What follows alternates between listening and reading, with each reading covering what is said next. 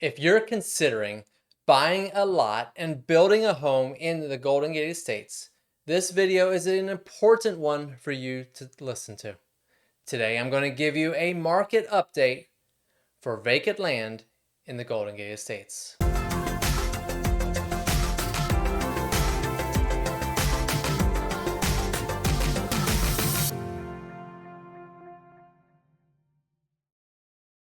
This channel focuses on everything to do with living in Southwest Florida. If you're thinking about buying or selling or just have real estate questions, call or text me at 239-450-5786. When we bought our house in the Golden Gate Estates back in 2014, it was a brand new construction home. It was just about done. The buyer had walked on the builder, so we got an incredible deal. It was no HOA, a large lot. It seemed like a win. But the reality is that we knew nothing about the Golden Gate Estates. We knew nothing about the land types and what we were buying. And it was all about price and no HOA for us. Thankfully, we got a good property. But now that I'm in real estate and now have lived in the Golden Gate Estates now for 11 years, I have learned a lot about the market for vacant land and what you're looking for and everything that goes into buying land here in the Golden Gate Estates. One of the most common questions I get when buyers call me about buying a piece of land or sellers with their vacant lots is, what is the market doing for vacant land? Now, unfortunately, most of our real estate market tracking softwares that we use don't give us numbers for vacant lots. So I haven't done a market update. But recently, while walking a property with one of the local biologists and a buyer, we got talking about it. And they're like, we need to have this video. So this is going to be my first attempt at a market update for vacant land in the Golden Gate Estates. Now, I am still taking the data directly out of the MLS system. I don't have fancy graphs to give you this time, but I'm going to try to give you a picture of what's happening in the real estate market for vacant land in the Golden Gate Estates. So let's begin. If you have been watching any of my videos on the Golden Gate Estates, you probably already understand that there's a lot of variability with the lot types.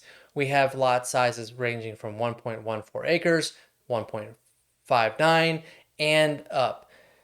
We have upland, we have wetland lots. We also have combination of upland and wetland lots. And then we also have some areas that have gravel roads, and we have some areas that are paved, finished roads. So there's a lot of variability that goes into the pricing and the marketability for the Golden Gate Estates. So when we look at these numbers, I'm going to try to give you a general sense of what's happening in the market, but it really does depend on the type of lot, whether it's upland, wetland, combination, how much or how little uplands, location. Of course, we always talk about the grid of the Golden Gate Estates, southwest, southeast, northwest, northeast. So there's just so much variability, like there is with the houses, but there's so much variability in the Golden Gate Estates that affect the pricing. So we're really looking at more the trends of the market and a little bit of comparables and just get an idea for, what is the market doing, whether you're thinking about buying or if you have a vacant lot that you just are ready to sell. Is now the right time to sell it? So let's take a look at this month's, or my first Golden Gate Estates vacant land market update for October 2025 using data that I actually pulled yesterday, October 26th. So we're going to look at numbers that are current, and we're also going to look at historic sales numbers. Let's begin. So currently, as of when we pulled the data, there's 439 lots for sale in the Golden Gate Estates. Now, 1.14 acres, there's 70, 1.59, so 1.5 acres, 25. Between the 2 to 4.9 acres, there's 240 lots for sale. And over 5 acres, there's only 68. Now, what is pending? So what is under contract currently in the Golden Gate Estates? Currently, there's a total of 45 lots. 13 of them are 1.14 acres. Again, these are the 75-foot wide lots, very narrow, good for smaller homes, but the downside of them is that you don't have great access to the back of your property if you want to park vehicles or a boat in the back of your property, or just even get fill dirt or anything to the back. It's difficult. What the 1.5 acre parcels, there's 4 under contract. The 2 to 5, 4.9 acre parcels, there's 22, and the 5+ acres, there's 5 under contract.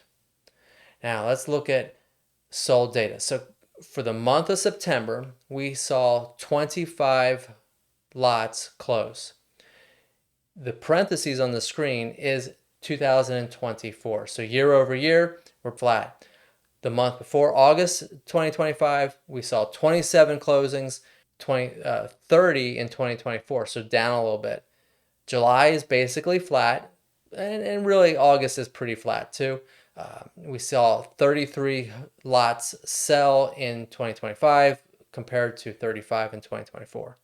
The big difference right here starts in June and before. You see here in June, we had only 20 lots sell with 30 in the year before. May of this year, we saw 27 versus 38 the year before, and April 31 versus 48. So we see here, and what my opinion is of this is that in 2024, there was still a lot of investors buying lots to build. There's a lot of, was still speculation that the market was going to turn and was going to get much better.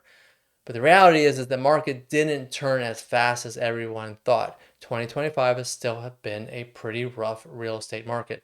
So investors haven't been buying as fast in 2025 because their spec builds that they built from what they bought in 2024 has taken a little bit longer to sell than they anticipated.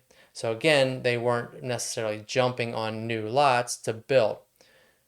Here in August and September, we see the activity evening out year over year. And I think that's a good sign because not only are our investors buying, but I have been getting a lot of calls about vacant land in the Golden Gate Estates since the beginning of August.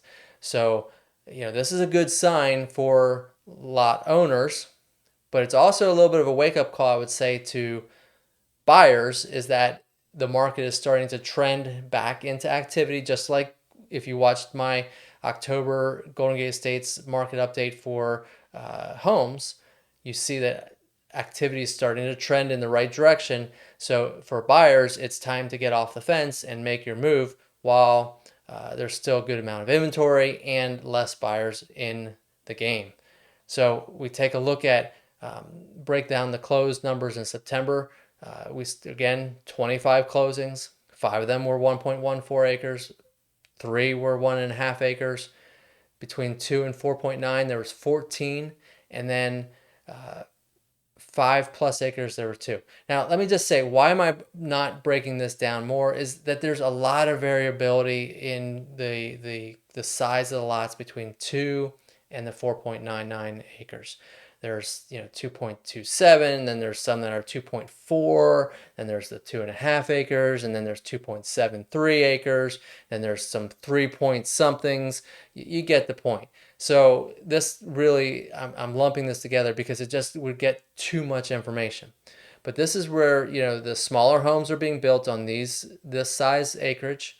Your 2,000 square foot and larger homes are being built on the 2+ acres. And of course, people that are looking to build much bigger homes or are looking to use them for tropical food forests or animals that want larger lots, they're buying the 5 acres. And a lot of some of these 5 acres are being bought by the investors, and they're being split into two properties, and so that they have more opportunity to make more money. So pricing, let's look at pricing because that's what everybody's most concerned about. September 2025, the median price, again, that's the middlemost number. It's actually this number right here.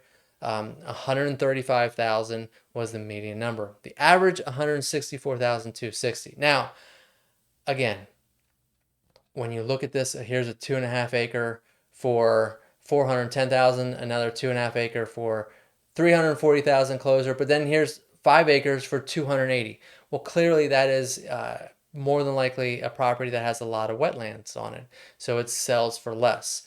We look down here. Here's a 2.27 for 135,000. Here's a 2.7 for 70,000. Clearly, that is a very wet property. So the variability of the pricing really depends on the lot and location. But again, median price 135,000, average 164,260. So now let's take a look at September 2025 versus September 2024. Median price of 2025 is 135,000. Again, it's this transaction right here. 2024, 149,000. This one right here for a 1.14 acre lot. Guarantee you that was closer into town, 100% upland at that price. This one here, 1.59 acres, more than likely a little bit closer to town, either 100% uplands or mostly uplands. Average price in 2025, 164,260, as we already said. Average in 2025 was 225,736. Now again, same amount of transactions. This is a perfect month to do a comparison because we had 25 in September 25 and we had 25 in 2024. But look at here. Your top 3 sales were 550,000, 575,000, and 630,000. That's going to greatly increase your average price. So that's part of the reason why I never really talk a whole lot about average prices when I'm talking with buyers or sellers, is because the average is so dictated by what was at the top end and what was at the bottom end and how many closings. The median price is pretty stable. It's the middlemost number. So again, not seeing a huge difference here, and I'm not overly concerned saying that, land values are dropping off. But let's just take a little bit closer look. Let's look at the 1.14 acres again year over year. Here we see the pricing is pretty stable. Yes, here is that lot that kind of, I think, jumped the median price up quite a bit. But again, we're not looking at too far off when it comes to the valuations. But what you do see here is the amount of negotiation room on lots right now. Sellers are looking to sell their lots. So again, we're seeing some price adjustment, but not a huge drastic price adjustment, but it is definitely is there. I would say that land in the estates holds its value probably a little bit better than houses because of the fact that sellers aren't, if they need to sell, it's not an urgency to sell generally, but they want to sell. No sales in 2024 in 1.5 acres, so we'll just keep moving. The 2 to 4.99 acres, again, here we can see the variability in the pricing, pretty stable. Here's a 2.27, here's a 2.73, here's a 2.27 at 175. The pricing is kind of all over the place, but again, it depends on whether it's upland, wetland, location. Is it off of DeSoto or off of Everglades or off of Randall or off of Wilson or the Golden Gate Boulevard? There's so many variabilities when it comes to the pricing of the lots that it's hard to show you. But the bottom line is activity is pretty consistent and pricing is holding pretty strong. Here we see here a 5.15 acre sold for 280. Here's another 5.15 acre for 335. But again here, look at this, 10 acres, 250,000. Clearly wetlands or very far out, and the sellers just needed to sell. The bottom line is there's activity for vacant lands in the Golden Gate Estates. Is it crazy busy? No. Are prices falling, crashing? No. Are prices rising crazy? No. It's just kind of stable, business as usual in the Golden Gate Estates for vacant land. So if you're thinking about selling your home or your vacant land, check out my Sell It Stress Free system or call me at 239-450-5786. And of course, if you're thinking about buying anywhere in Southwest Florida, whether it be vacant land or an existing house, waterfront, condo, you name it, I'm here to help you, guide you through the process and determine what best fits your family's goals for the rest of this year and 2026. Call or text me today at 239 450 5786. And once again, thank you for joining me in this video. I hope you found it informative and helpful. And I look forward to seeing you in the next videos. Don't forget to like, subscribe, and hit the bell to be notified about my future videos. Thanks for watching, and I'll see you in the next video.